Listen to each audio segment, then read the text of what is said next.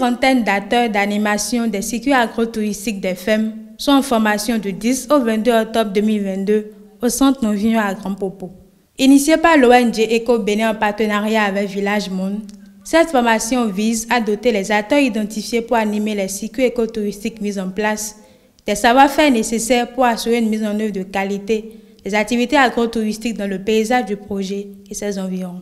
Ce sont des gens de ferme, mais qui ont voulu installer au sein de leur ferme des structures d'hébergement, qui se sont proposés de faire à manger dans les fermes et qui ont des gens qui guident quand on arrive dans leur ferme pour montrer un peu les curiosités autour d'eux et à l'intérieur de leur structure même. Donc on leur apporte des compétences supplémentaires, aussi bien en hygiène, parce que ça concerne tout le monde. Déjà, dans le domaine du tourisme, on leur apporte des connaissances pour qu'ils sachent à qui ils ont affaire, qui est le touriste, qu'est-ce qu'il est venu chercher et quelle est la partition qu'eux, ils ont vis-à-vis de ces touristes-là. Au total, 3 pôles de compétences ont été renforcés. Le guidage, la restauration et la gestion d'hébergements communautaires. Chaque pôle comporte en moyenne 7 modules basés sur une méthodologie de l'andragogie. Ils sont dans un système d'écotourisme et d'agrotourisme.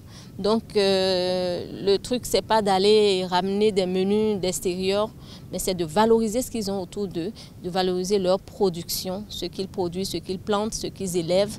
C'est avec ça qu'ils vont pouvoir nourrir les touristes. Et on leur donne quelques capacités dans ce sens-là pour qu'ils puissent quand même respecter le minimum d'hygiène et de sécurité alimentaire autour de leur production. La formation se déroule en alternant des phases théoriques et des simulations au cours desquelles les participants ont été suffisamment aguerris sur les procédures de réservation de chambres, les méthodes de cuisine et de service, l'hygiène et les techniques de fidélisation de la clientèle. Durant cette formation, j'ai eu appris beaucoup de choses que j'ai déjà gardées, que j'ai notées, que je suis en train d'envisager, mettre en pratique une fois sur le terrain.